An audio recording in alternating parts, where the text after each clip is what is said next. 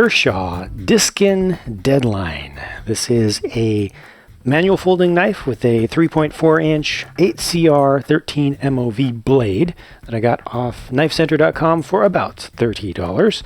And that's, in my opinion, a perfect price for a full-sized folding knife like this with that blade material. The more that I use 8CR 13 MOV, the more that I like it for something of this kind of price range, and even going up to slightly higher prices, up to about twice that for really, really nice design. It's just a nice metal.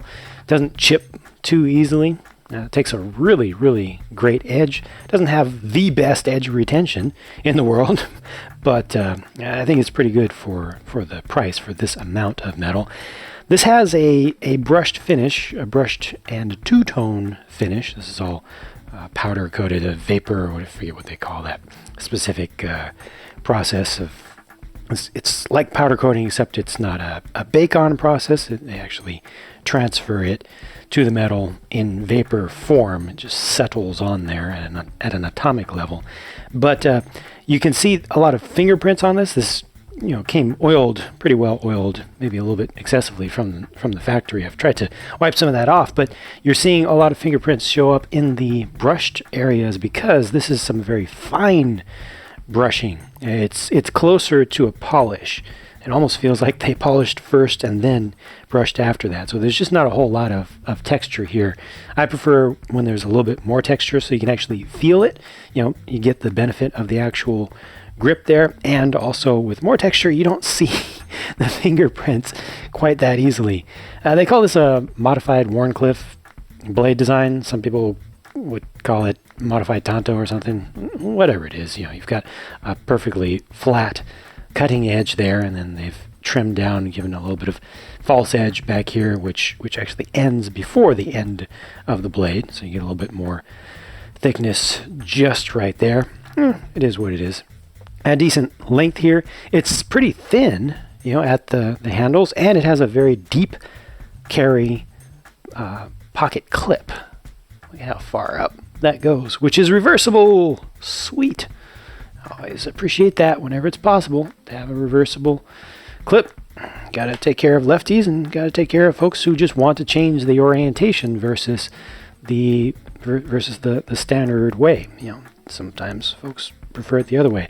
Now, what is going on with this? It almost looks like a frame lock, right?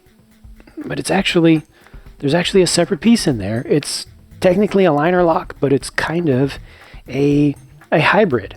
So that's a separate piece that's actually bolted on there, and the springiness does come from this section here. You can see, I don't know if you can see it in there, probably needs to be disassembled, but it's just something a little bit different. So essentially your lock springiness is indenting here, and it just has a regular liner lock release, and the ball is going to just lock in a way that feels very natural. Has a small flipper, such a small flipper, but it's enough. You do want to use a little bit of flick on this. It is a manual, but yeah, it works perfectly fine.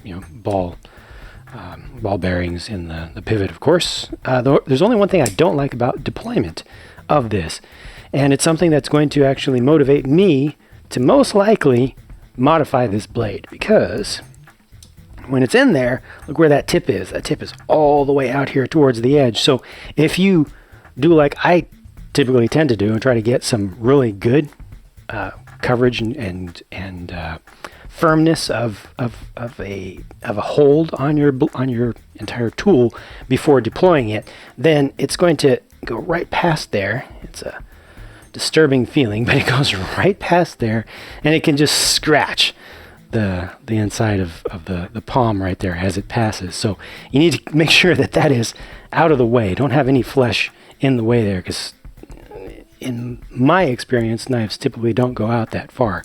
If you don't have that problem, if you are used to just grabbing the sides, then it's not going to be an issue for you. But for me, it's definitely an issue, because this is just what's natural to me. When I just grab, I just naturally go to this, which has just that little bit of overlap, and if just a little bit of meat gets in the way, it's going to scratch. So I would probably just trim this down a little bit, get it to end probably like 1/8 of an inch farther in, which fortunately would be really easy to do and wouldn't mess up the aesthetics of this blade too much, because you can just grind that down carefully, slowly, to not take out the heat treat, but it's gonna be able to maintain the original design of it and all. Pretty cool blade. Pretty good for the price, I think. I love how thin it is.